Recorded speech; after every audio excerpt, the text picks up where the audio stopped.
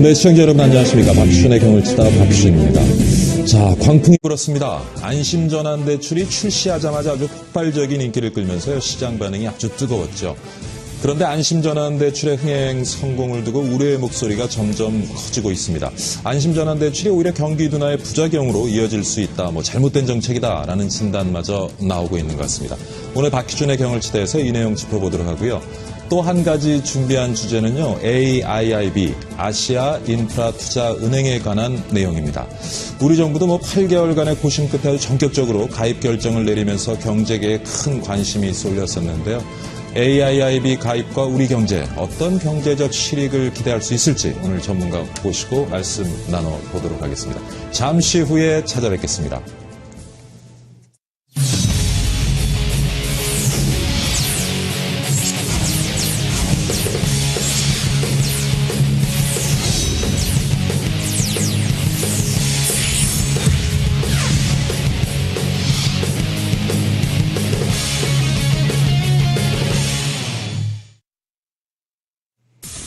우리나라 금융외교의 새 지평이 열렸습니다. 정부가 최근 AIIB 참여를 공식 선언하면서 34번째 가입 선언국이 됐는데요. AIIB의 정식 명칭은 아시아 인프라 투자은행으로 이 국제금융기구라고 볼 수가 있습니다. 미국과 일본이 주도하는 세계은행과 아시아개발은행에 대항하기 위해 중국의 주도로 설립이 추진되고 있고요. 아시아와 태평양 지역 이 개발도상국의 인프라를 구축해 아시아 국가들의 지속적인 성장과 사회 발전에 기여를 한다는 게 바로 설립 목적이라고 볼 수가 있습니다. AIIB는 2013년 10월이죠. 시진핑 중국 국가주석이 아시아를 순방하던 중 공식 제안에 나오게 됐습니다. 2014년 10월에는 아시아 21개국이 양해각서를 체결을 했고요. 올해 말에서 내년 초쯤에 공식 출범할 것으로 보입니다. 현재까지 창립회원국 지위를 얻은 국가는 총 31개국, 창립회원국 신청에 참가한 국가는 52개국으로 알려졌습니다. 우리 정부는 지난달 26일, 바로 3월 26일이죠. 이 예정 창립회원국으로 참여 결정을 내리게 됐습니다. 그에 따라 중국의 서한으로 통보를 했고요. 이 정부는 올해 6월까지 AIIB 회원국들과 이 설립 협정문 협상을 마치고 하반기 중으로 이제 국회 준비 절차를 거칠 예정입니다. 이 절차가 마무리되면 한국은 AIIB의 창립 회원국 지위를 얻게 되고요. 또 기존 예정 창립 회원국들의 동의를 받아 이번 달부터는 논의 과정에 참여할 수 있게 됩니다. 정부 관계자는 AIIB는 우리나라가 설립부터 이제 주요 회원국으로 참여하는 첫 국제금융기구라는 의미를 부여하며 이 한국의 금융외교 영역을 확장할 수 있는 이 중요한 수단이 될 것이라는 기대감을 나타내고 있습니다. 이제 AIIB 공식 출범이 얼마 남지 않았는데요. 과연 우리나라 금융외교와 이 세계 경제 패권 구도에 어떤 변화를 가져오게 될까요? 또 우리가 기대할 수 있는 경제적 실익은 무엇일까요? 지금부터 경을 쳐보도록 하겠습니다. 스튜디오 나와주시죠. 네, 이창진 아나운서 잘 들었습니다. AIIB에 대한 현황을 간단히 정리해봤는데요. 계속 말씀 이어가도록 하겠습니다. 오늘 두 분 모셨는데요. 동국대학교 국제통상학부 광노성 교수 나오셨습니다. 안녕하십니까, 교수님. 안녕하세요. 잘 지내셨죠? 예. 예. 예, 그리고 중앙대학교 경영학부의 위정현 교수 나오셨습니다. 안녕하십니까? 예. 자, 방금 전에 이제 AIB 출범 관련된 내용들을 우리가 정리해봤는데 46개국 가입 신청으로 일단 마감은 됐고요. 보기에는 비교적 순항하는 것처럼 보이는데 교수님 보시기에는 어떻습니까? 작년 10월 24일이죠. 그러니까 2014년 예.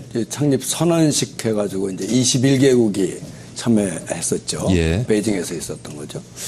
5개월 만에 46개국 하면 거의 더블이 넘은 숫자라서 정말 예상외의 호황이라 중국 당국도 굉장히 좋아할 겁니다. 예. 그런 측면에서 보면 이거는 대단히 큰 호황이라고 생각합니다. 대륙별로 보면은 교수님 참여국의 어떻게 분포가 어떻게 되는지? 처음에는 아시아 국가였었죠, 주로. 예. 그러다가 이제 영국이 3월 26일인가요? 그때 예. 이제 24일인가 선언을 하면서 갑자기 이제 독일, 프랑스, 이탈리아가 따라오는 바람에 유럽국이 이제 대거 또 포진을 하게 되는. 그래서 범세계적인 국제금융기구의 형태를 갖추게 됐습니다. 물론 이제 잘 아시겠지만 미국과 일본은 지금 유보 상태에 있고, 예. 미국은 월드뱅크나 기존에 운영하고 있던 IMF를 중심으로 해서 예. 서로 교류 체제를 갖자 예. 이렇게 제안하고 있는 거지 참여선언은 안 하고 있는 그런 상황입니다. 네. 그래서 지금 말씀하신 것처럼 굉장히 참여율이 높아진 것 같고요. 이런 배경을 어디서 우리가 찾을 수 있을까요? 기본적으로 이제 중국이 가지고 있는 막대한 어떤 외환 보유고를 비롯한 자금력, 예. 그리고 시장, 예. 그리고 즉 세계 경제에 대한 중국의 영향력의 확대로 볼 수가 있는 거죠. 아까 이제 박 교수님 말씀하셨습니다만 결국에 미국이 여기에 대해서 부정적이었기 때문에 유럽 국가들이 참여를 않을 거라고 생각을 했었고 강력하게 사실 거기에 대해서 저지를 해왔던 게 사실입니다. 그래서 이제 일본도 좀 눈치를 보고 못 들어가는 거고요. 그런데 예. 의외로 이제 영국이 그 미국의 반대를 뿌리치고 들어가면서 그냥 우스꽝스처럼 그냥 서로 이 앞을 다투 달려가는 이런 예. 형국이 좀 돼버렸습니다. 그래서 그걸 보면서 새삼스럽게 그 중국이 가지고 있는 어떤 국제적인 특히 금융시장에서 영향력 이게 예. 다시 한번 확인된 케이스라고 볼 수 있습니다. 지금 이제 설립이 되는데 규모는 어떻게 됩니까? 세계은행하고 비교해봤을 때. 규모는 세계은행보다 아직은 규모가 그러니까 1천억 불 정도로 보기 때문에 아직은 규모는 작은데 예. 계속 이게 막 증자가 될 거기 때문에 향후에 어느 정도 규모로 커질지는 예측하기는 어렵습니다. 하지만 이게 처음 출발할 때 다른 어떤 뭐 이제 세계은행이라든지 예를 들어서 IMF나 규모로 보더라도 결국 뒤지지 않는 예. 그 규모가 되기 때문에 향후에 지금 현재 규모로 볼 때는 작지만 향후에 어느 정도 이렇게 확대될 것인가 이게 훨씬 더 중요한 이슈가 되는 거죠. 지금 뭐 한 50개국 정도가 이제 참여해서 출범을 하게 되는데 AIB 설립 배경에는 중국의 일명 1대1로 프로젝트가 바탕이 되어 있다라고 하는데 이 부분은 어떻게 보십니까? 1대1로가 이제 현대판 실크로드죠. 실크로드라고 얘기를 하죠. 그러니까 이제 옛날 1500년 전, 예. 그러니까 우리 나당연합군 시절 기억하시죠? 역사책에서 나온. 그때가 중국이 가장 소위 말해서 세계의 중심으로서의 역할을 예. 지금 시안이라고 하는 장안을 수도로 둔 당나라 시대죠. 그것을 현대에 와서 재현해보자. 다시 말하자면 일대는 실크로드 이제 북쪽 실크로드 남쪽 실크로드 하는 육상을 가서 유럽까지 진출하는 그 실크로드가 일대고요. 예. 일로는 해상 실크로드죠. 지금 이제 중국에서 지금 미국이 컨테인먼트 팔러스라고 해서 이렇게 쭉 중국을 봉쇄하고 있는데 예. 그거를 열어서 지금 중국이 어디까지 가냐면 중동 아프리카까지 진출하는 해상 진출로를 열자. 예. 그걸 합쳐서 이제 1대1로라고 하는 아주 야심찬 계획을 하고 있는데 워낙 야심찬 계획이라 이걸 지금 단계에서 추진하고 있는 일환이 아니냐. 예. 뭐 이렇게 얘기하기는 조금 이르지만 예. 대단히 그런 측면에서 평가를 받고 있는 게 사실입니다. 교수님의 의견은 어떠십니까? 저는 그 계획을 중국이 워낙 독특한 나라라 예. 미국처럼 이렇게 뭐 무슨 대의를 생겨놓고 하는 그런 나라가 아니고요. 딱 조용히 있다가 하나씩 물밀듯이 이렇게 모르는 사이에 진출하는 그런 특징을 가지고 있어요. 이 예. 역사적으로 중국의 정책 추진을 보면. 예. 그래서 그 일환이 아니겠느냐 저는 그렇게 생각을 하고 있습니다. 지금 말씀하신 것처럼 이제 중국의 어떻게 보면 패권 잡기의 일환이라고도 볼 수 있겠는데 네. 참 미국도 답답할 것 같습니다만 굉장히 표현을 지금 아끼고 있는 것 같고요. 네. 교수님 어떻게 보시는지요? 예, 말씀하신 대로 지금 패권 경제에 예. 굉장히 이렇게 재밌게 좀 가고 있는 것 같습니다. 근데 미국은 표면적으로 표현을 뭐 아끼고 있습니다만 예. 내면은 굉장히 좀 상처를 많이 입은 것 같습니다. 그래서 그게 이제 미국의 속내를 이제 표현할 수 있는 게 이제 그 신문에 특히 월스트리트 저널이 최근에 어떤 그 영국이나 특히 프랑스, 독일이 예. 감염한 다음에 뭐라고 표현을 했냐면 경제 동맹국의 쿠데타 이렇게 표현해서 미국의 아픈 걸 찌른 거죠. 예. 영국의 이코노미스트 같은 경우도 실패한 대중국 봉쇄 정책 이런 표현을 썼습니다. 근데 그게 사실 정확하게 본 것 같고요. 예. 그래서 그런 점에서 보면 이번에는 철저하게 가장 이제 패배한 게 결국 미국이라고 예. 볼 수 있습니다. 그리고 최대 승자는 역시 중국이죠. 그래서 흥행에서 아주 대성공을 거뒀을 뿐만 아니라 예. 실제로 이제 운영에 있어서도 중국이 헤게모니를 쥐고 있기 때문에 그런 점에서는 이제 미국과 일본이 주도하는 IMF라든지 특히 그 아시아 개발은 ADB 이런 데하고 경쟁 관계로 이미 접어들고 있는 상태이기 때문에 예. 그런 점에서는 미국으로서는 굉장히 좀 뼈아픈 그런 패배라고 볼 수가 있겠습니다. 예. 자, 먼저 설립 배경, 중국의 의도 이런 것들을 살펴봤는데 AIIB 좀 풀어주시죠. 아시아 인프라 투자 은행인데 앞으로 어떤 기능을 하게 될 거고 또 이게 어떤 조직을 가지고 움직이게 될지 조금. 이게 이제 예. 우리가 전 세계를 보면 예.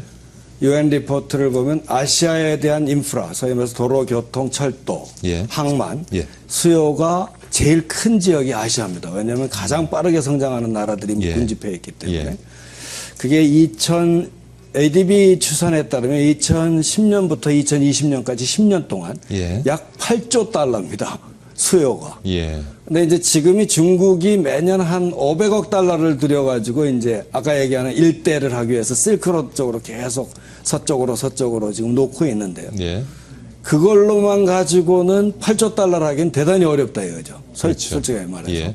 그렇게 된다면 AIIB를 통해 가지고 예. 그 거대한 어떻게 보면 중국의 헤게모니 쟁탈에 우리가 끼어드는 것이 아니냐라고 볼 수도 있지만 예. 우리도 아시아니까 예. 그런 측면에서 아시아는 인프라스트럭처, 소위 말해서 도로교통, 항만, 예. 철도 이런 데 투자를 할 계속 주 업무로 추진을 할 겁니다. 이제 문제는 1,000억 달러, 지금 500억 달러 중국이 내고 500억 달러 내는 대신 IMF 스트럭처하고 달라서 중국은 거부권 행사하지 않겠다고 그랬습니다. IMF는 묘한 주제인데 예. 각 나라들이 지분을 갖고 있는데 지분의 80% 이상이 동의를 해야 85% 이상이 동의를 해야 주요 의사결정이 통과되는 이루어지는 시스템이죠. 거죠. 그런데 이제 미국이 17%를 갖고 있기 때문에 아무리 합쳐도 83%밖에 안 돼서 미국은 언제든지 거부권을 행사할 수 있는 독특한 체제가 이 IMF 체제란 말이에요. 네. 근데 중국은 50%를 갖는데도 우리는 거부권 행사하지 않겠다. 그 1,000명을 해가지고 이제 유럽하고 미국이 막 독일이 특히 이제 그래서 들어온 거란 말이죠. 예. 그런 측면에서 보면 예. 중국이 이것을 구체적으로 어떻게 추진할 것이냐. 예. 만약 의사결정에 주도적으로 못한다면 중국이 과연 본인의 필요에 따라서 앞으로 계속 증자해서 돈을 내놓을 것이냐. 예. 아니면 IMF처럼 특별 인출권이라고 스페셜 드로잉 라이트라고 그래서 이제 그거를 발행을 해서 별도로 이제 현금 결제 수단으로 예. AIIB의 결제 수단으로 삼아야 되는데 그러기 위해서는 중국 위안화가 주축통화가 돼야 된단 말이죠.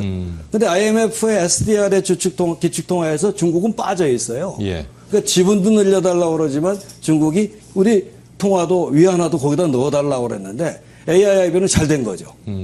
충당하기 위해서 AIIB판 SDR을 발행할 때 중국이 위안화로 들어가면 위안화 국제화가 돼버린단 말이에요. 예. 그러니까 그렇게 바라던 자본 유출의 자유화, 자본 개정의 자유화도 필요 없이 자동적으로 위안화 국제화가 되니까 이런 측면에서 중국은 상당히 거대한 어떤 작업을 지금 벌이고 있을 가능성이 저는 있다고 봅니다. 예.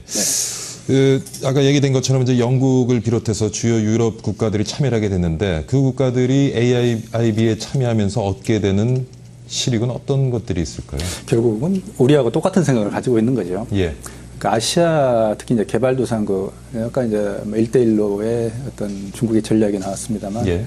결국에는 그런 어떤 인프라스트럭처를 하나를 전체를 구축하는데 자신들이 배제된다면 이건 치명상이죠. 그리고 특히 이제 중국 시장 자체에 대한 어떤 가능성, 이건 이제 대단히 높게 보는 거예요. 즉, 지금 현재 세계적으로 볼 때 유럽의 유럽 자체가 이제 경제 침체를 굉장히 이제 고통받고 있는 상황이고요. 미국이 현재 그런 세계 경제를 이끌어갈 수 있는 동력도 과거에 비해서 굉장히 약화되어 있는 상태입니다. 예. 그런 점에서 성장의 동력이라는 것을 현재까지 보면 이제 중국을 축으로 해서 특히 아시아가 성장의 거점으로 계단이 이제 각광을 받고 있고 예. 거기에 특히 이제 중국이 가지고 있는 그런 막대한 그 자본이 있기 때문에 즉 외환보유고가 있기 때문에 그걸 이용하려고 하는 어떤 의도는 누구나 나올 수 있는 거죠. 그래서 예. 처음에 참여 특히 이제 아까 이야기 나왔습니다만 처음에 초기 어떤 창립국으로 참여를 하지 않는다면 논의 과정에서 배제되기 때문에 그러면 참여를 할 것인가 말 것인가에 있어서 그리고 이제 참여를 할 것인가 말 것인가에 있어서 가장 기본적인 의사결정의 기준은 아시아 시장이 자신들에게서 얼마만큼 잠재적 가능성을 가지고 있는가 가능성이 있다. 예. 이러면 이제 참여할 것인가 말 것인가가 나오는 거고 참여할 거라고 할 때는 언제 할 거냐 이제 이런 논리적 수순은 이제 갔던 거고요. 예. 그런 점에서 볼 때 그럼 참여를 어차피 할 바에 빨리 하는 게 좋겠다라고 판단을 해서 그러면 이제 그 기득권을 선점하겠다 이런 의도를 가지고 예. 유럽 국가가 좀 달려간 거죠. 그래서 그런 점에서 보면 이번에 특히 이제 영국은 미국과 오랜 동맹 관계입니다. 우리하고 훨씬 차원이 다른 그렇죠. 거의 뭐 정서적으로도 형제와 같은 국가인데도 불구하고 미국의 어떤 그 견제 또는 미국의 설득을 뿌리치고 뛰어들었다는 건 대단히 놀라운 사건입니다. 이 자체는 한편은 미국의 그런 어떤 세계 질서에 대한 국민 질서에 대한 주도권이 무너지는 상징적인 것이기도 하지만 반대로 유럽 국가들이 얼마만큼 아시아 시장을 매력적으로 보고 있는가. 그리고 자신들이 현재 경제적으로 얼마나 어려움에 처해 있는가를 또한 상징적으로 보여주는 사례라고 할 수 있습니다. 예. AIB 창립 멤버로 우리가 참여를 하는데 참 사실 고민도 많았고요. 근데 어떻게 보면 이제 영국이 참여를 함으로써 우리 의사결정을 조금 수월하게 도와준 느낌도 없지 않아 있는데, 자, 우리가 AIB에 참여하면서 우리가 갖게 될 경제적 실익 좀 짚어주시죠. 있죠. 근데 그 전에 저기 교수님, 사실 우리가 이제 가입한다 안 한다 이렇게 하면서 중국이 뭐 부총재 자리도 우리에게 주겠다라는 뭐 약속이 좀 있었던 것 같은데 그 부분은 어떻게? 공식적으로 있었던 건 아니고요. 예. 근데 작년에 이제 에이펙 정상회담을 할 때 예. 그때 급하게 우리 한중 FTA 타결했잖아요. 그죠? 그때 하면서 예. AIIB가 고즈음이에요. 예. 근데 간곡한 부탁을 했었는데 우리 입장에서는 그 당시에 미국이 이제 우방이라고 생각하는 한국하고 호주한테 참여하지 말아줬으면 좋겠다라고 공식적으로 그걸 밝혔단 말이죠. 예. 그래서 그동안에 상당히 어려웠었던 게 사실이죠. 그러니까 일종의 전략적 모호성, 바로 반응을 안 보이는 거예요. 우리가 예. 어떻게 하는지는 모르게. 근데 사실은 미국의 뒤에 있었거든요. 예. 그렇기 때문에 이제 못했는데 다행히도 우연히도 어떻게 보면 다행인 셈인데 영국이 끼어들어왔어요. 그러는 바람에 이제 전략적 모호성을 할 필요가 없어지는 예. 아주 운이 좋은 럭키한 케이스로 이제 저희가 들어간 형태가 됐단 말이죠. 예. 근데 분명한 사실은 예. 이게 들어가면서 500억 달러 가지고는 어림도 없어요. 예. 1000억 달러 어림도 없습니다. 예. 1년에 1000억 달러씩 써야 되는데 기금 전체가 1000억 달러면 그거 가지고 그 많은 8조 달러를 어떻게 쓸 겁니까? 그렇죠. 그러니까 분명히 증자를 하고 어떻게 또 받아내야 되는데 이 받는 과정에서 우리도 예를 들면 아까 얘기한 대로 특별 인출권을 발행할 때 예. 우리 원화도 들어가자 이거예요. 중국도 위안화가 국제화된 통화가 아닌데 예. 우리도 들어가면 소위 말해서 세니어리즈 게인스라고 해서 통화 발행국으로서 국제 통화로서의 예. 안정감을 우리가 할 수 있어요. 금융 시스템에서. 그동안 못했던 것은 우리나라 위상도 나아지지만 예. 이 과정에서 인출권 통화로 들어가는 고성 통화로 들어가는 것도 굉장히 이득이 있지 않을까. 굉장히 큰 기업 이익이 될 그렇죠. 수 있겠군요. 그런 측면까지를 고려한 의사결정을 해야지. 예. 단지 들어가서 창립회원국이다. 부총재 지위다. 그렇게 해서 뭐 거부권 행사하지 않는다고 그랬지. 그럼 발주할 때 우리 기업들 많이 끼어들어. 그건 우리 기업뿐만 아니라 전 세계 기업 다 들어가죠. 왜냐하면 예. 유럽도 다 들어가 있는데 그런 측면에서 논의를 진행을 하고 예. 또 기회를 바라는 것이 진정한 국익이 아닌가 저는 예. 그렇게 생각을 하고 예. 있습니다. 그래서 지금 말씀하신 것 이외에 또 다른 우리가 취할 수 있는 어떤 경제적 이익 어떤 것 좀 떠올려 볼 수 있을까요? 대표적인 건 이제 결국에는 이제 인프라 공사에 대한 참여 가능성이 예. 열렸다. 그러니까 참가를 안 했을 경우는 아예 봉쇄되는 거죠. 그러니까 대표적인 게 보면 이제 ADB 아시아개발은행 같은 경우 보면 결국에는 이제 입찰을 그러니까 조건을 내걸 때 예. 공사에 참여에 대한 내걸 때 거의 대부분 뭐 일본 기업이 유리하게 되어 있습니다. 예. 그건 뭐냐면 과거에 대해 예를 들면 몇 건의 수주 경험이라든지 이런 것들로 방어막을 치기 때문에 사실은 그 ADB가 했던 그런 입찰 전에 한국이 굉장히 고전했던 게 사실입니다. 이번 같은 경우도 우리가 참가를 안 했으면 아예 입구에서 예. 봉쇄되는 거죠. 근데 일단 이 진입을 했기 때문에 그 다음에는 이제 교섭의 가능성이 좀 열려 있던 거죠. 그러면 실제로 이제 아시아 전반에 걸친 어떤 인프라에 대한 아까 1대1로 같은 사업이 시작이 됐을 경우에 우리가 이제 참여할 수 있는 하나의 이제 입장권. 예. 이건 확보가 됐다고 보는 거죠. 입장권을 가지고 갔다고 해서 준다는 보장은 아무것도 없습니다. 예. 하지만 입장권을 가지는 거하고 못 가진 건 이건 또 하늘과 땅 차이고요. 그렇죠. 그런 점에서 우리가 이제 입장권을 가지고 있으니까 그 다음은 어떻게 할까? 이것도 이제 다른 문제죠. 앞으로도 이제 전략적인 접근이 필요하겠군요. 예, 굉장히 전략적 요즘 걱정이 되는 것이 이제 미국과의 관계인데 어떻습니까, 교수님? 아까도 얘기했다시피 크게 걱정할 필요가 예. 없는 게요. 예.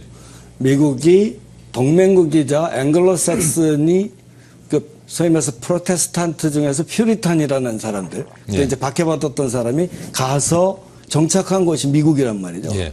소위 말해서 미국의 화이트 앵글로색슨 프로테스탄트라고 하는 게 그 퓨리탄 그 계통이란 말이에요. 예. 청교도 후예들이 미국의 중심 세력인데 그 선조가 되는 또는 사촌 형이 배반을 해버린 들어가 버리는 형태가 돼서 우리는 자동적으로 들어갔지. 예. 우리가 뭐 처음에 선제적으로 치고 들어간 게 아니란 말이죠. 제가 이제 아까 얘기해서 우연이지만 우리는 운이 좋았다는 것이 영국과 독일, 프랑스, 이태리가 치고 들어가서 따라서 우리는 들어갔으니까 예.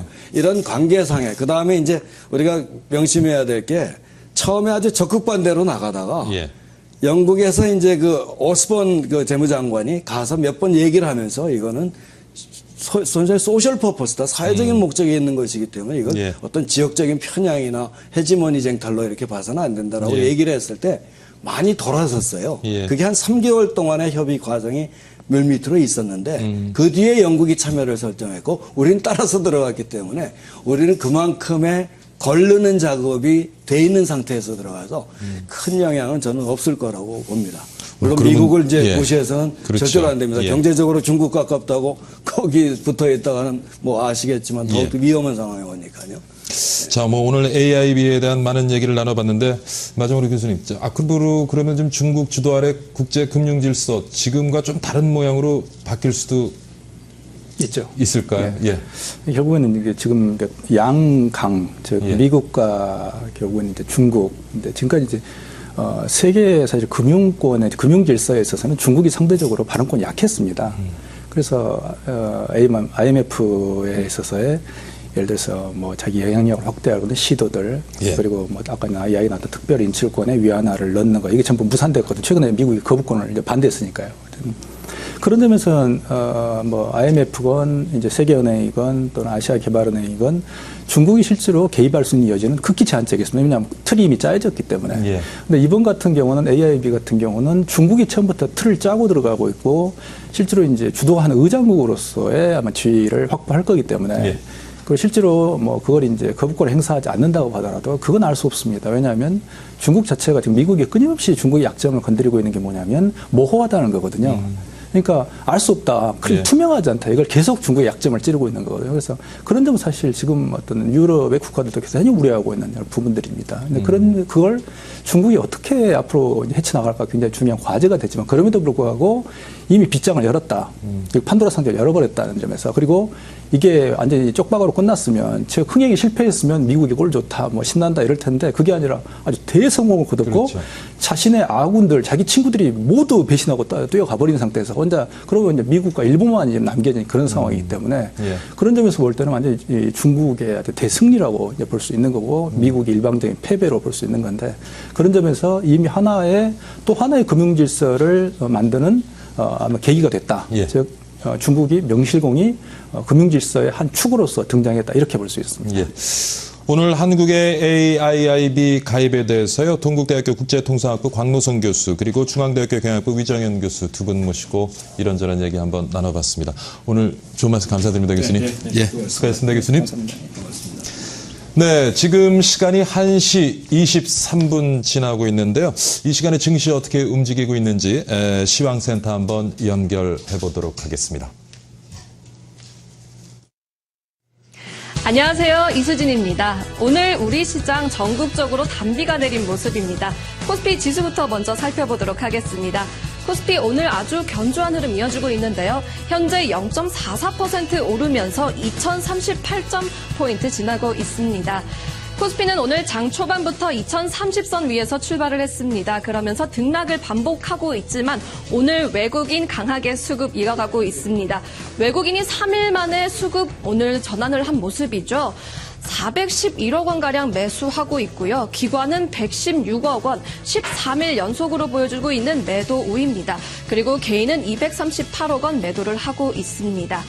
코스닥 역시 오늘 코스피처럼 흐름이 아주 견조합니다. 그리고 상승폭이 조금 더 큰 모습까지 확인할 수 있는데요. 현재 0.84% 오르면서 656.05포인트 지나고 있습니다. 코스닥 역시 장 초반 650선에서 출발을 했는데요. 외국인과 개인이 나란히 매수를 하면서 지수를 받쳐주고 있습니다. 수급을 한번 보시면요. 외국인이 232억 원가량 매수를 하고 있고요. 개인은 4일 연속으로 68억 원가량 매수를 하고 있습니다. 그리고 개인 홀로 251억 원 매도를 기록하고 있는 모습 확인할 수 있습니다. 네, 오늘 코스피, 오늘 대형주들이 조금 부진한 모습입니다. 시가총액 상위 종목들을 보시면 파란불이 조금 더 우세한 모습 확인할 수 있는데요. 삼성전자 장 초반에 보합권에서 머물었는데요. 지금은 다소 상승을 하고 있습니다. 143만 5천 원에 거래가 되고 있고요. 현대차 오늘 이슈가 있었습니다. 3월 3월 자동차 점유율이 1% 가까이 상승을 했다라는 시장 발표가 있었죠. 그러면서 1.2%가량 오르면서 16만 원 선 거래가 되고 있습니다. 그리고 SK 하이닉스는 3일 연속으로 하락을 하면서 박스권에 머무른 모습 확인할 수 있고요. 오늘 코스닥, 코스피처럼 흐름 아주 견조합니다. 시가총액 상위 종목들도 한번 보시면요. 네, 여전히 빨간불, 여전히 유사하게 이루고 있습니다. 오늘 셀트리온, 오늘 이슈가 있었습니다. 바로 추징금 관련된 소식이 들렸는데요. 2009년에 합병 당시 과세를 하지 않았다라고 발표를 하면서 오늘 아침에 조금 반락을 했습니다. 하지만 오늘 다시 오르고 있죠. 0.28% 오르면서 7만 1,000원대 이어가고 있습니다. 다음 카카오인데요. 오늘 드디어 반등에 성공했습니다. 0.09% 오르면서 10만 9,400원 지나고 있는데요. 다음 카카오 오늘 강한 반등세, 네, 오늘 즐겁게 들어올 수 있습니다. 전반적인 상황 살펴봤고요. 오늘 전반적인 종목들 꼼꼼하게 체크해봐야겠습니다. 지금까지 시황센터에서 전해드렸습니다.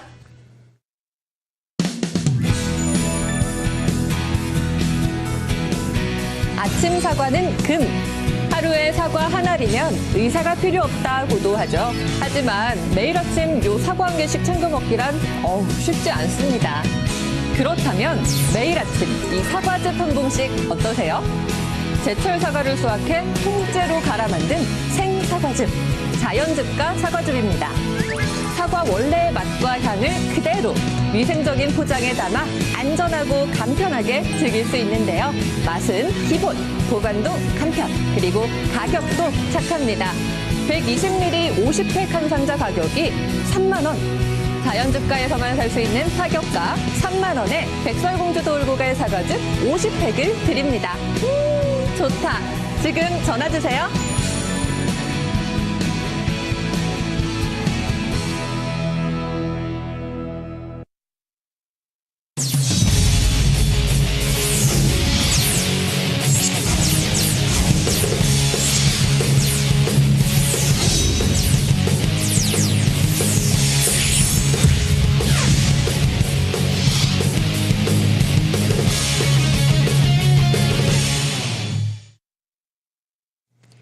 정부가 가계부채 구조 개선을 위해 내놓은 안심전환 대출 상품이 나오자마자 불티나게 팔리며 2차 판매까지 가게 되는데요. 안심전환 대출 출시와 재판매되기까지의 과정 함께 살펴보겠습니다. 지난달 24일에 출시된 안심전환 대출이 판매된 지 불과 5시간 만에 2조 원을 넘어섰습니다. 이날 전국 시중은행 창구에는 안심전환 대출 가입 요건을 문의하는 전화가 빗발쳤는데요. 특히나 강남보다는 이 강북 서민 아파트 밀집 지역에서의 관심이 뜨거웠다고 합니다. 일자별 판매 액수를 자세하게 살펴보도록 하겠습니다. 판매 첫날인 24일에는 4조 1,915억 원에 불과를 했습니다. 25일에는 4조 841억 원까지 도달을 하게 되고요. 무려 26일에는 5조 원을 넘어서게 됩니다. 5조 5,750억 원을 기록한 이후 27일에는 2조 6,598억 원을 기록을 하게 됐습니다. 결국 출시된 지 5일 만에 한도액 20조 원이 모두 동이 났고요. 금융당국은 서둘러 3월 30일부터 이번 달 3일까지 추가 공급을 하는 2차 안심전환 대출 판매 방안을 발표를 했습니다. 2차 판매안을 자세하게 살펴보면 이 희망자 전원의 신청을 받되 주택 가격이 낮은 담보대출에 우선 공급하기로 했고요. 1차 판매 때와 마찬가지로 제2금융권과 기존 고정금리 대출자는 제외를 하기로 결정을 했습니다. 금융위원회 임종용 위원장은 2차 판매 한도액인 20조 원을 포함한 이 40조 원은 주택금융공사의 자본 여력상 공급 가능한 최대 규모지만 더 이상의 공급 확대는 없다고 향후 공급 확대 가능성에 선을 그었습니다. 이번 주부터 다시 공급된 안심전환 대출 신청 물량은 사흘 동안 6조 원 정도를 기록한 것으로 나타나 일단 2차 신청자 모두가 대출을 받을 수 있을 것으로 보입니다. 이렇게 안심전환 대출 판매가 늘어나는 만큼 부작용 우려도 커지고 있습니다. 대출 대상자의 형평성 논란과 금융권 부실 우려 등 앞으로 해결해야 할 과제가 많은데요. 안심전환 대출이 재고시를 하게 하려면 어떤 노력이 필요할까요? 계속해서 경을 쳐보도록 하겠습니다. 스튜디오 나와주시죠. 네, 이창진 아나운서 잘 들었습니다. 20조 추가 공급이 전격 결정되면서 안심전환 대출의 열기가 이번 주에도 아주 계속 이어졌었죠. 전문가들 사이에서는 뭐 부작용에 대한 우려도 지금 만만치 않게 나오고 있는 것 같고요. 오늘 이 내용에 대해서 전문가 모시고 얘기 나눠보도록 하겠습니다. 이번에 나와주신 분은요, 서울시립대학교 경영학부의 윤창현 교수입니다. 어서 오십시오. 네, 안녕하십니까. 예. 그리고 한양대학교 파이낸스 금융학과의 이상빈 교수 나오셨습니다. 안녕하십니까, 교수님? 안녕하세요. 예. 지금 안심전환 대출에 대해서 정리를 좀 해봤는데 교수님이 광풍의 배경 어디 있다고 보십니까? 뭐 우리 저 흔히 백화점 세일 있잖아요. 예. 백화점 세일 하면은 뭐 사람들이 그 백화점 앞을 가득 메우고 그 교통이 마비될 정도인데 예. 이것도 사실 따지고 보면은 우리가 지금 현재 그 주택담보대출 이자율이 한 3.5% 정도 되는데 예. 요거를 2.6% 정도 한 0.9% 정도 낮춰준다 그러니까 예. 우리가 한 1억 정도 대출이 있으면은 한 연간 한 90만 원 정도 이익 버는 거잖아요. 예. 그래서 어차피 뭐 대출 받은 거 90만 원 정도 1년에 이익을 준다 그러니 예. 뭐 사람들이 몰릴 수밖에 없지 않느냐. 예. 뭐 저는 그렇게 생각합니다. 예. 교수님, 원래 당초 연내 목표치가 이제 20조인데 이게 뭐 빠르게 소진이 되면서 이제 20조 추가 공급하겠다라고 예, 얘기를 예. 하고 있는데 예, 이 결정은 어떻게 보세요? 글쎄요, 뭐, 형평성 문제라든가, 예. 또 뭐, 아무래도 이제 아까 세일 말씀하셨는데, 예. 세일할 때 줄 섰는데 못 받았다 그러면 기분 되게 나쁘죠. 예. 그리고 또 형평성 문제가 있죠, 사실은.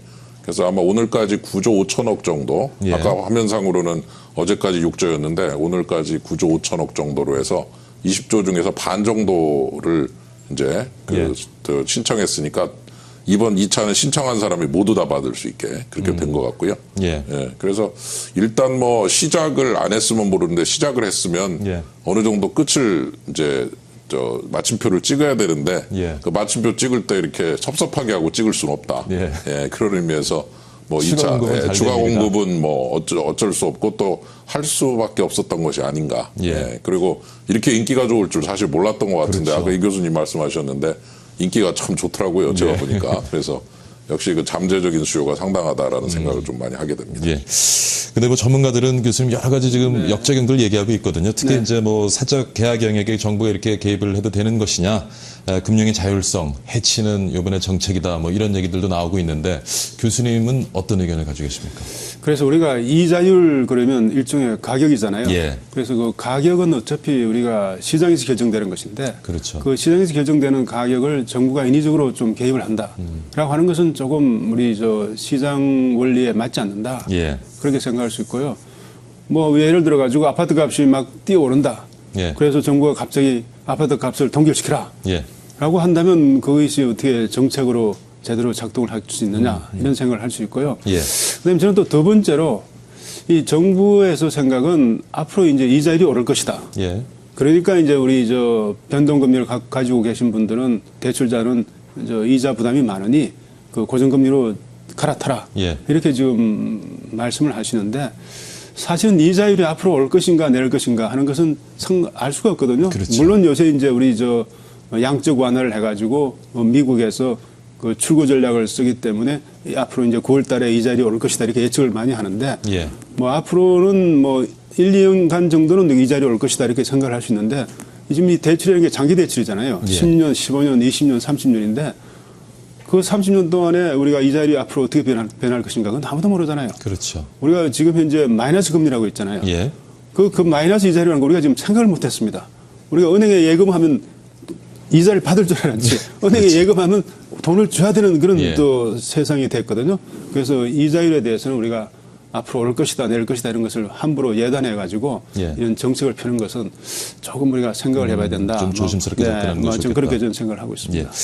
교수님, 그리고 이제 안심전환 대출이 요즘 이제 얘기되고 있는 대출기내 완화 정책하고도 조금 상충되는 부분이 있다. 그래서 좀 모순적인 정책이다라는 얘기도 나오고 있거든요. 그 부분은 어떻게 보시는지? 글쎄, 이게 이제 아까 이 교수님도 지적해 주셨지만은 이제 대출 자체가 변동으로 되면은 이렇게 예. 이제 금리 올라갈 때 올라가지 않느냐. 예. 그냥 고정으로 바꾸는 게 좋은 거 아니냐. 예. 그 다음에 이자만 갚다가 마지막에 원금 갚을 때 예. 그렇게 만들어 놓으면은 이제 나중에 가서 이제 갚을 때 좀 부동산이 폭락을 하거나 이러면은 굉장히 위험이 큰 거 아니냐.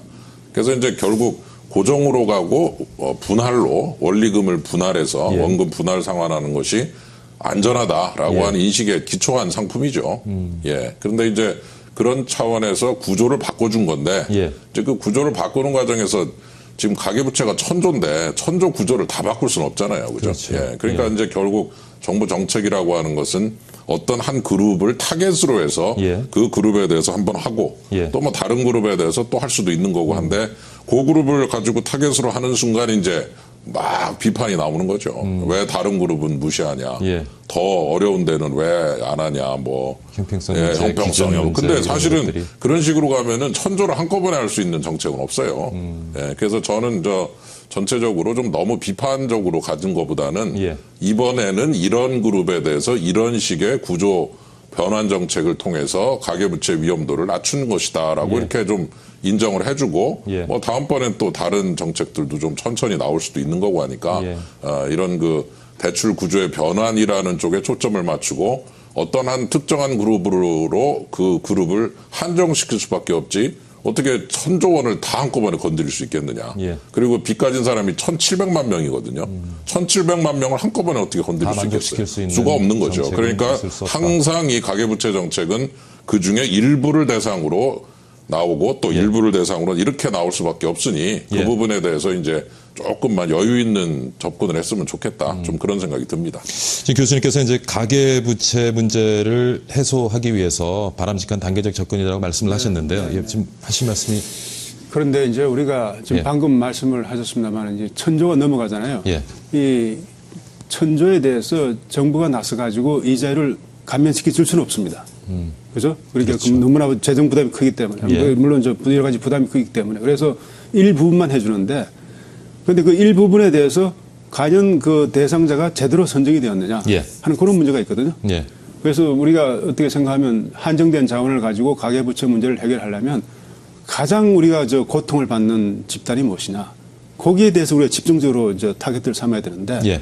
지금 보면은 가장 고통을 받는 집단이 아니라 그저 일반적인 우리 손쉽게 해결하려고 은행에서 대출 받은 사람들 예. 그런 사람들만 상대하다 보니까 좀 여러 가지 형평성 문제도 나오고 그래서 우리가 가장 어려운 사람들에게만 해줬다면은 뭐 어떻게 보면 형평성 문제는 좀 사라질 텐데 예. 그렇지 아니하고 그런 좀 어렵지 않는 사람들 예. 거기에 좀 초점을 뒀다. 그래서 우리가 흔히 이제 위험 관리에서 우리 흔히 이야기하는 이야기로 평균을 보지 말고 한계선상에 놓인 사람을 보라 이렇게 이야기하거든요. 왜냐하면 앞으로 이제 경제가 나빠지고 하면은 가장 먼저 문제가 될 때가 어디냐. 예. 그것은 평균적으로 문제가 나빠지는 것도 있겠지만 어떻게 보면 가장 그 한계선상에 놓인 사람들. 예. 그런 사람들이 가장 문제가 생기거든요. 그래서 그런 사람들에게 좀 집중적으로 혜택이 갈 수 있는 방안이면 좋겠다. 예. 뭐 이렇게 저희들은 생각하고 있는 거죠. 지금 지적을 하셨는데 뭐 전문가들 그런 의견도 많이 있거든요. 제2금융권 예. 이용자들 예, 예. 사실 사실 요번에 뭐 수혜를 받지 못했고요. 뭐 그래서 그런 오히려 셈이죠. 더 지금 힘든 사람들을 대상으로 예. 좀 접근됐으면 좀 더 바람직하지 않았을까 하는 예. 의견들이 있습니다. 어떻게 보시는지. 그러니까 이제 아까도 제가 얘기한 대로 이번 거는 사실 이 교수님도 그런 얘기를 하셨는데 예. 나중에 금리 더 떨어지면 말이죠. 아니 2.6% 이거 너무 높게 지금 고정시켜 놓은 거 아니냐고 나중에 또 뭐라고 할 수도 있어요. 그러니까 사실은 지금 이분들이 한꺼번에 저 고정으로 2.6% 정도로 해서 지금 고정을 시켜놨지만 나중에 금리 혹시 1% 되면 예. 이제 또 아니 왜 그때야 나한테 2.6으로 받으라고 그래서 이렇게 좋은 기회를 놓치게 만드냐 더 낮게 받을 수 있는데라고 할 수도 있어요. 그렇기 때문에 지금 현재 이분들한테 변동 대비 조금 낮게 드린 부분에 대해서 그 대신에 고정을 시켜버린 데 대해서 무조건 이분들한테 혜택을 줬다라고 평가하는 건 이상하다 이거예요. 조금 지나봐야 된다는 거죠. 예. 더. 예. 그리고 두 번째는 뭐냐면은 어차피 그 이금융권이라든가 또는 뭐 저신용자 또는 다중채무자들 여러 군데서 받으신 분들 예. 이런 분들도 많아요. 또 자영업자도 있고 그런 분들에 대한 대책은 완전히 다르게 나와야 돼요. 예, 이런 식으로 뭐 구조 바꿔주고 뭐 연금, 원리금 분할하고 이 정도가 아니라 예. 상당 부분 이제 뭐 탕감 비슷한 부분이라든가 지원이 조금 더 간다든가 이런 쪽으로 나오질 수밖에 없는 여지가 있는 거거든요. 그렇기 때문에 이번 조치를 예. 그쪽에 대해서 평행으로 놓고 마치 굉장한 특혜를 준 것처럼 이렇게 얘기하는 거는 조금 문제가 있고 예. 그분들과 이분들은 완전히 다른 분들이다. 예. 예, 그래서 이번에는 신용도가 높은 분들을 대상으로 한 것이고 다음번엔 신용도가 낮은 분들은 완전히 다른 접근을 통해서 또 한 번쯤 생각해보자. 이렇게 좀 여유 있게 접근을 해야지. 이 사람도 혜택 줬다고 이렇게 탁 결론을부터 내리는 거는 저는 아직은 모른다. 혜택인지 아닌지 조금 더 지켜봐야 된다. 이렇게 볼 수 지금 이제 있겠습니다. 지켜봐야 된다는 말씀도 있지만 일각에서는 결국에는 이렇게 바꿔준다는 거는 이자를 깎아주는 거다. 이건 또 다른 도덕적 해이를 우리 사회에 불러일으킬 수 있다. 이런 지적도 있습니다. 이 부분은 어떻게 보시는지. 그렇죠. 우리가 지금 요번에 우리가 고정금리로 이자로 전환시켜 준 것이 요번이 처음이 아니고 예. 과거에도 있었거든요. 예. 그 과거에 있었던 분들은 지금 방금 윤 교수님 말씀하신 대로 옛날에 내가 높은 금리로 그 고정됐다. 예. 이번에 또 낮은 금리로 또 고정을 해주니 예. 이건 무슨 이렇게 내가 손해를 봤다 이렇게 예. 또 생각을 할 수가 있거든요. 그래서 저는 어차피 아까도 제가 말씀드렸는데요. 이 정부가 우리가 이자율이 어떻게 변할 것이다. 예. 이런 것을 예단을 해가지고 이런 정책을 펴는 것은 저는 오히려 이와 같은 앞으로 또 이런 문제가 생길 수 있다. 그리고 이제 아까 말씀한 대로 금리가 내려가면 그 사람들은 혜택을 본 것이고 예. 금리가 좀 내려가면 이제 그 사람들은 손해를 본 것이고 이제 그렇죠. 더 내려가면 또 올라가면 이제 자기들이 이제 이익을 봤다고 생각할 수 있는데 그것을 누가 알겠습니까? 그래서 그와 같은 그 고정금리로 갈아타는 것이 우리 대출자에게 유리하다라고 예. 그 생각하는 그 자체가 정부가 너무 이 시장에 개입하는 어떻게 보면 조금 관치가 아닌가 예. 저는 뭐 그런 생각까지 하고 있습니다. 근데 보면요, 안심전환대출 이용자들에게도 불확실성이 존재하지만 예. 은행권에게도 또 불확실성이 존재하지 않겠습니까? 그래서 일각에서는 뭐 이게 또 금융권 부실 키우는 하나의 또 단초가 되지 않겠냐 뭐 이런 지적도 하고 있는데 그 부분은 어떻게 근데 보세요? 이제 이번 건은요, 예. 이런 거예요. 은행이 대출 준 거를 예. 주택금융공사에 넘겨버린 거예요.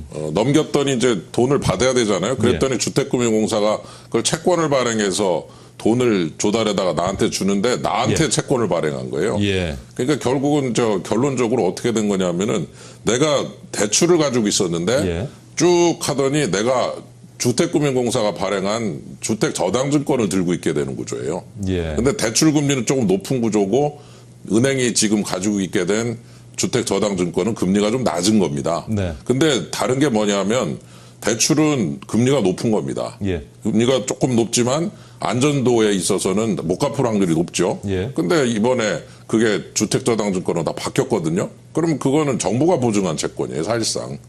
그러면 금리가 좀 낮더라도 은행 입장에서는 금리 손해봤다고 하지만 원래 들고 있던 건 대출인데 나중에 지금 가지고 있는 건 주택저당증권이니까 예. 어떻게 보면은 신용도가 굉장히 좋아진 거예요. 정부가 보증해버린 거니까. 예. 그러니까 이제 한 2천억 이상, 한 3천억 손해 본다고는 하지만 예. 원래 대출보다는 훨씬 신용도가 높은 자산을 들고 있게 되게 이렇게 만들어 놓으니까 은행들도 뭐 그렇다면 한번 해보자 이러면서 사실은 그 부분이 또 은행을 끌고 들어오는 데 있어서 큰 역할을 했기 때문에 예. 결론적으로 이번 그 부분은 아직 그 평가하기는 좀 이르다. 그리고 아까도 말씀드린 대로 이분들한테 대단한 국가가 특혜를 준 것처럼 그렇게 얘기하지는 말자. 예. 아직 모른다. 예. 그렇기 때문에 이거를 이렇게 특혜를 줬는데 왜 딴 사람은 특혜 안 주냐? 왜 안 주? 이렇게 얘기하는 건 좀 전 아직은 바람직하지 않다. 조금만 지켜봤으면 좋겠다라는 그런 그 생각입니다. 예. 뭐 지금 하실 말씀이 굉장히 많으신 것 같은데요, 교수님. 예. 지금 뭐 특혜가 아니다. 예. 이것은 뭐 저는 다르게 생각하고 있는데요. 일단 우리가 그 3.6% 정도 내고 있었는데 예. 그것을 우리가 2.5%로 깎아줬다. 예. 그럼 이제 어차피 0.9%는 누가 이익을 받잖아요. 그 이익을 많이 보기 때문에 지금 이와 같이 우리가 뭐 대박 상품이다 이렇게 되는 거지. 만일 대출자들이 이익이 없다면 이렇게 대박이 날 수가 없는 겁니다. 그러면 이제 우리가 봤을 때 사회 전체적으로 봤을 때 예. 우리 금융에 있어서는 누가 이익을 보면은 누가 또 그만큼 손해를 보게 돼 있거든요. 예. 그래서 0.9%만큼 이익을 봤다면 누군가는 0.9%의 그 손해를 봤습니다. 지금 방금 우리 윤경신님께서는 보증을 했기 때문에 예. 정부가 보증을 했기 때문에 그래서 뭐 은행에서는 낫지 않는 말씀하시지만 은행 입장에서는 어차피 이것이 주택담보대출이거든요. 그리고 뭐 LTV도 있고 해가지고 그렇게 우리가 이것이 신용대출이 아니고 예. 주택담보대출이기 때문에 그렇게 또 이게 신용도가 나쁜 대출이 아닙니다. 그래서 또 정부가 보증을 해줬다고 한다면 또 정부가 공짜로 보증해 주겠습니까? 뭔가 또 거기서 우리가 부도가 나면 정부가 메꿔줘야 된다는 이야기인데 그 메꿔주면서 누가 메꿔주겠어요? 다 국민 세금이잖아요. 예. 그래서 우리가 금융을 볼 때는 누가 이익을 봤으면 그에 상하는 손해를 본 사람이 반드시 있기 마련이다. 지금은 어차피 보면 은행이 손해를 보지 않았다면 예. 주택 금융공사가 손해를 받고 그 손해를 봤으면 결국 그것은 국민이 손해잖아요. 예. 그래서 그런 의미에서 봤을 때는 이것은 특혜를 줬는데 뭐 특혜를 준다는 것은 좀 좋다고 봅니다만 예. 단지 그 대상 선정에 있어 가지고 일반적인 대출자보다는 좀 한계선상에 놓인 대출자에게 우리가 특혜를 주는 것이 그래도 사회 형평상 낫다. 예. 그리고 아까도 나온 이야기지만 전 대출자에게 다 우리가 특혜를 줄 수는 없는 거 아니겠어요? 그래서 어차피 한정된 자원은 좀 우리가 효율적으로 예. 좀 정말 아쉬운 사람에게 돈을 쓰는 것이 그것이 국가다. 그것이 국가 정책의 당위성이 아니겠는가. 뭐 그런 의미에서 제가 조금 요 정책은 조금 우리가 시기는 좋지만 좀 대상자 선정이 좀 잘못되었다. 뭐 그렇게 저는 생각합니다. 예. 예, 저는 구조를 바꿔가지고서 이런 식으로 한번 좀 위험도를 줄이고 예. 그래서 원금을 막판에 상환하는 구조가 가진 그 문제를 기본적으로 조금 땡겨서 원리금을 분할 상환하도록 유도한 거거든요. 예. 근데 이제 원리금 분할 상환을 하려면은 소득이 좀 있어야 돼요. 왜냐하면은 이자만 갚을 때는 돈이 얼마 안 들지만 원리금 분할 상환하려면 돈이 좀 있어야 되는데 그 원리금 분할 상환할 정도가 되려면은 사실은 좀 소득이 있는 분들이어야 되거든요. 예. 그러니까 이제 결국 이번 조치는 A그룹에 대해서 시행한 조치다라고 예. 이렇게 우리가 일단 보고 차라리 정부가 처음부터 예. 요번에는 좀 그 신용도는 조금 높지만 여전히 만기에 가서 한꺼번에 상환할 부담이 커서 조금 문제가 있는 그룹만 대상으로 제가 정책을 하겠습니다라고 아예 이렇게 얘기를 하고 시작을 했으면 나머지 분들은 그래 그럼 내 차례도 언젠가 오겠지 이랬을 텐데 예. 뭐가 툭 나왔는데 가만히 보니까 이게 신용도가 좀 높은 분들을 유리하단 말이에요. 그러니까 안심전환대출 네. 자체로 놓고 보면 그렇죠. 이번에 수혜 대상 선정 기준이 나빴던 것 같지는 않은데 지금 교수님 말씀은 그런 것 같아요. 이 안심전환대출 이 상품을 내놓기 이전에 오히려 좀 더 극빈층들, 저소득층들, 지금 아주 한계선상에 있는 분들을 위한 정책이 좀 우선시돼서 먼저 좀 시행이 그러니까 이제 됐어야 패키지로 나왔으면 더 좋을 뻔했죠. 조금 더 연구를 해서 A그룹 대상, B그룹 대상, C그룹 대상으로 딱 예. 놓고 예. A그룹은 이게 나오고 B로는 이게 나오고 C는 안심 3가 나오고 안심 4가 나왔으면 예. 골고루 나왔으면 뭔가 조금 있었을 텐데 일단 안심부터 딱 나와버리니까 예. 이제 나머지가 나는 뭐야 이제 이렇게 되니까 예. 처음에 예고편을 좀 이번에는 예. 이런 영화가 액션물이 나옵니다. 예. 다음번에는 또 무슨 멜로물이 나옵니다. 예. 로맨틱 코미디 나옵니다. 이렇게 얘기를 좀 해줬으면 좋은데 툭 하고 나오니까 전부 다들 수혜보지 않은 분들은 뭐야 나는 좀 그러네 이렇게 되니까 잘한 것 같이 보이는 부분도 영 이게 좀 빛이 안 나버리는 좀 아쉬운 점이 좀 있어요. 그러니까 우리가 모든 우리가 가계대출에 대해서 정부가 도와줄 수는 없습니다. 예, 그렇죠. 그렇죠. 그리고 예. 뭐 재원도 한정돼 있고 그래서 일단 그 순서가 예. 우리가 가장 어려운 사람부터 왜냐하니까 우리 만일 앞으로 경기가 좋아진다든지 또는 뭐 이자율이 떨어진다든지 하면은 이제 문제가 없는데 예. 앞으로 뭐 경제가 좋아진다고는 보장이 없고 예. 또 이자율이 또 떨어진다는 또 보장도 없고 그래서 지금 같은 상황으로 갔을 때 가장 취약점이 어디냐 예. 거기를 이제 우리가 집중적으로 해주고 예. 그 다음에 또 정부가 여력이 있으면 예. 그다음 계층 이렇게 이제 가야 되거든요. 그런데 예. 이번은 그런 순서가 없었다는 게 좀 아쉽다. 예. 이런 뜻을 좀 말씀드리고 싶습니다. 사실 뭐 오늘 분야의 석학두 분을 모셨는데 뭐 저 비전문가인 저로서도 가계부채 규모 들으면 이게 결국 우리가 감당해낼 수 있을까 하는 두려움부터가 생기거든요. 그러니까 이제 뭐 정부도 이제 가계부채 규모를 보고 조금 우려스럽기 때문에 이런 단계적인 접근을 하게 되는 건데 교수님 보시기에는 좀 어떻습니까? 언젠가 좀 해결될 수 있고 이게 죄송합니다. 근데 제가 할 말이 하도 많아가지고 죄송한데 그 금융연구원장 하면서 한 1년인가를 이걸 가지고 실험을 했던 일이 있어가지고 그래서 여쭤보고 있습니다. 근데 이게 이제 1000만 가구에 1700만 명이고 1000조란 말이에요. 1000조가 넘었는데 기본적으로 위쪽 40% 소득 순위 40%가 70% 들고 있어요. 분포는 괜찮은 편이에요. 이 교수님도 말씀하셨지만 빚이라는 건 자기 책임입니다. 기본적으로. 그렇기 때문에 그 위쪽 분들은 자기 책임을 전제로 조금 뭐 부드러워지게 만드는 이런 식의 구조 바꿔주는 정도로 가는 거고 아래쪽 그 제일 하위 20%가 5% 정도 들고 있어요. 그러니까 이제 그분들이 문제입니다. 거기에 대해서는 뭐 구조 바꿔주고 이런 정도 가지고는 안 됩니다. 거기는 아주 모니터링을 잘하고 있다가 여차하면 이제 지원으로 들어가는 거죠. 아주 예. 노골적 지원으로. 예, 그렇기 때문에 위쪽은 자기 책임, 아래쪽은 지원. 이 패키지를 잘 유지를 해야 되고, 그리고 기본적으로는 자기 책임이다라는 거는 분명히 하면서 예. 자기가 빌린 빚은 자기가 갚는 건데, 진짜 어려워진 사람만 대상으로 뭔가 지원이 들어간다는 원칙은 절대로 훼손하면 안 된다, 이렇게 볼 수 있겠죠. 교수님 할 얘기 많으시죠. 근데 지금 시간이 네, 다 알겠습니다. 돼가지고요. 네. 죄송합니다. 여기서 마무리를 좀 일단 하고 가야 될 것 같습니다. 알겠습니다. 네, 오늘 안심전환대출에 대해서요. 지금까지 서울시립대학교 경영학과 윤창현 교수 그리고 한양대학교 파이낸스금융학과 이상빈 교수 두 분 모시고 많은 고민 함께 해봤습니다. 오늘 말씀 네. 감사드립니다. 네, 감사합니다. 수고하셨습니다. 네. 네, 가계부채와 관련된 토론은 그동안 경을 치다 해서 단골 주제였죠. 근데 오늘은 어느 때보다도 열띤 토론을 좀 벌인 것 같고요.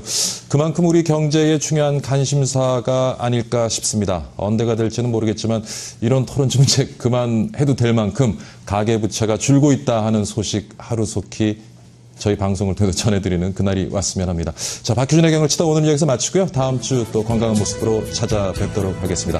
시청해주신 여러분 감사드립니다.